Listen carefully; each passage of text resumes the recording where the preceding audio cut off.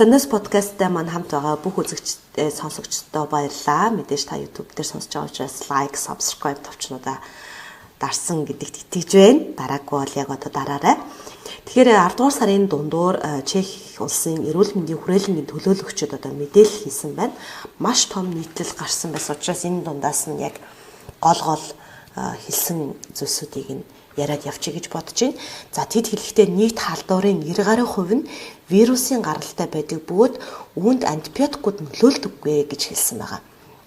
За иргэдийн дунд эмчээр антибиотик бичиж авах хүсэлт нь сүүлдээ дарамт шахалт болдог бөгөөд иргэдийн 3/1 нь антибиотик нь ханиадны эмчилгээг түргэсгэнэ гэж боддог хэвээр байгаа гинэ. Жишээлбэл сүүлийн эмчилгээний дараа гэртээ антибиотикийн үлдэгдэлтэй хүмүүсийн 5/1 нь дур мэдэн өөрсдөө дахиж хэрэгэлдэг гэсэн одоо тийм судалгаа гарсан байна.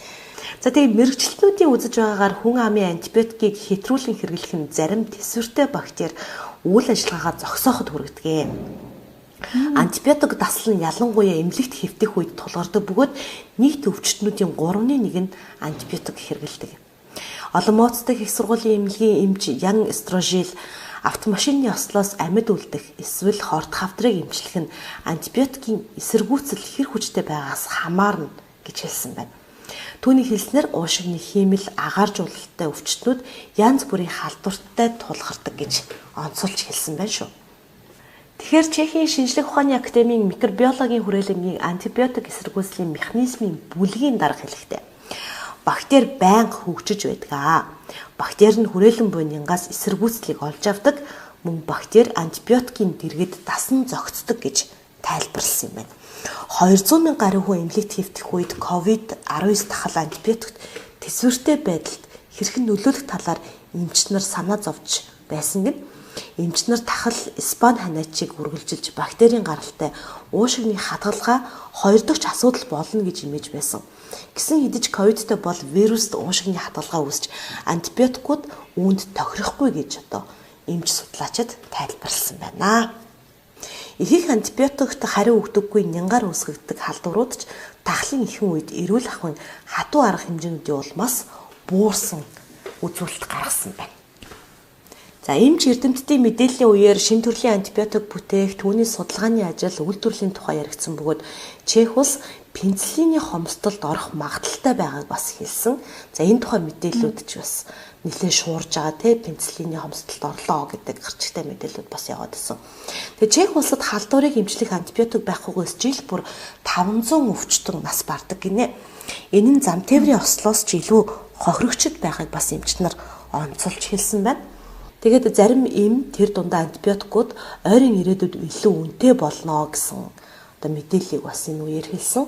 Компаниуд үнэ нэмж чадахгүй бол үйлдвэрлэлээ зогсооно гэж анхааруулж байгаа гинэ. Тиймээс эмийн үйлдвэрүүдийн зардлыг хэрхэн барагдуулах асуудлыг эрүүл мэндийн яам шийдэж оны эцэс гэхэд тодорхой болгох ёстой. Гэхдээ энэ нь өвчтнүүдэд төдийлөн нөлөөлөхгүй байх магадaltaй. Харин эрүүл мэндийн даатгалын компаниуд үн тохирч болно гэсэн байна. Өдөр тутмын тун нь одоо нэг титэм үнэтэй байдаг жороор олгодог эмүүд илүү үнэтэй болох төлөвтэй байна гэсэн ийм нэлээд том багц нийтлэл гарсан байна. За тэгээд үүнтэй холбоотойгоор Монголынхоо бас нөгөө антибиотикийн зохисгүй хэрэглээ гэсэн талаар нь хайж судалж үзсэн. Манай Монгол бас нөгөө улсын төв эмнэлгүүд маань ер нь маш олон аянуудыг хэрэгжүүлт юм байлээ.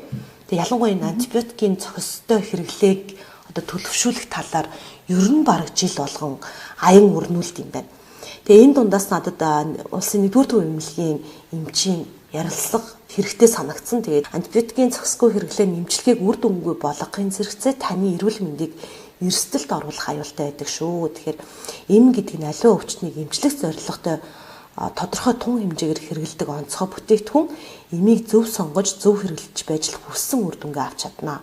Харин манай орны хүн амын дунд эмийн зохистой хэрэглээний мэдлэг дутмагаас антибиотикийг өөрийн дураар хэрэглэх улмаар эмийн гаж нөлөө илрэх, эмэнд хордох, дасал болох явдал илбэгшиж иргэд эрүүл мэнд амь насаараа хохирсоор байгаа гэж хэлсэн байна.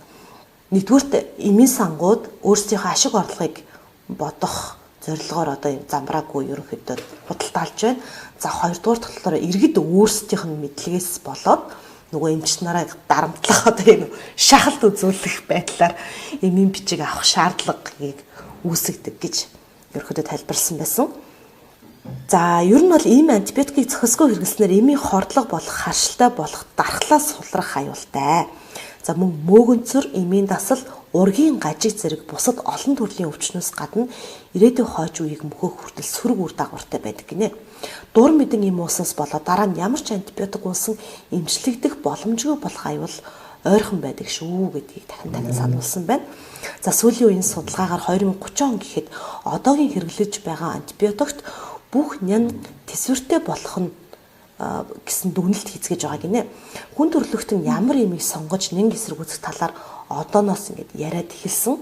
За эцэг эхчүүд хүүхдүүдийнхээ хамраас нус гойжингууд антибиотикт хэрэглэх биш, дархлааг нь сайжруулж вирусын эсрэг эм хэрэглэх ёстой байдгийг бас анхааруулсан байна. Хүчтэй антибиотикийг аль болох битгий хэрэглээч. Хэрв хэрэглэвэл эмчийн заасан цагт тохирсон тунгаар эмчлэх ёстой. Ингэхгүй бол эргээд таны эдийн засаг эрүүл мэндэд хортой байдаг шүү. Антибиотикт өрхийн орлогынхоо 20%-ийг зарцуулж байгаа судалгааны дүн Монголд бас гарсан байна.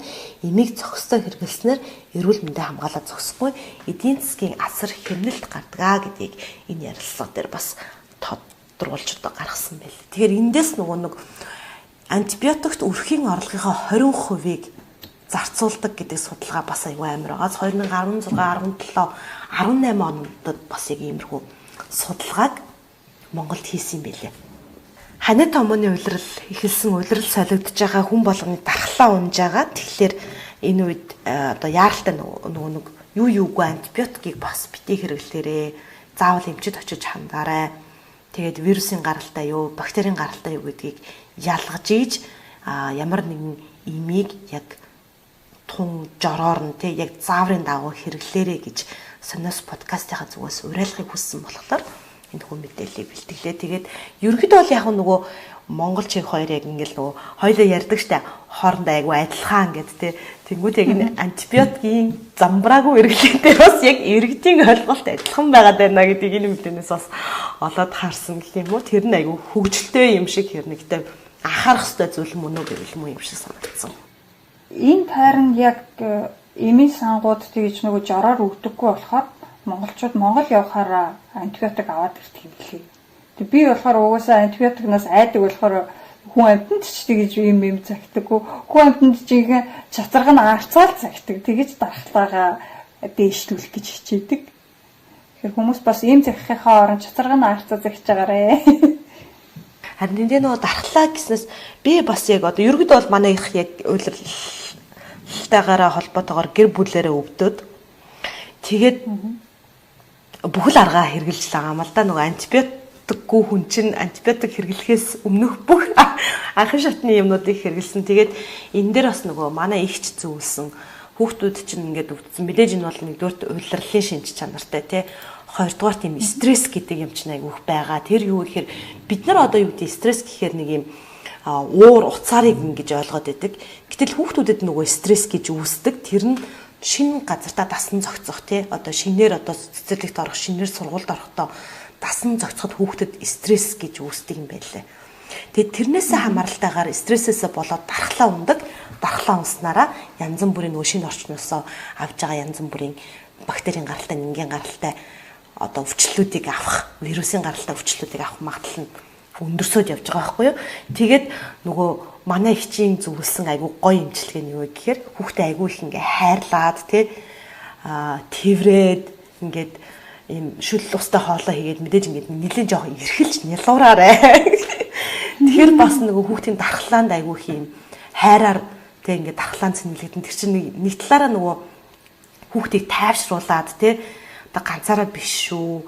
Ингээд нөгөө шинэ орчинд тэ шинэ бүх юм чинь шинэ байгаа ч гэсэндээ чи ганцаараа биш шүү гэдгийг ингэж илэрхийлж өгч байгаа юм болов. Надад тэр имчилгээ бас айгу үр дүнтэй юм шиг санагдаж байгаа. Тэгэхээр магадгүй ээжэд сонсч ивэл энийг бас туршаад үзээрэй. Эрхлээд үзээрэй.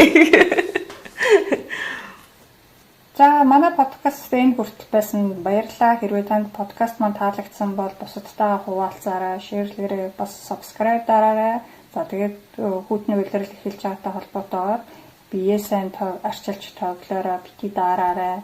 Арц цэцэргнаас сайн угаарай. Арц цэцэрг нь олдохгүй бол тэгээд лимоны шүүс, турмериктэй цай сайн угаарай.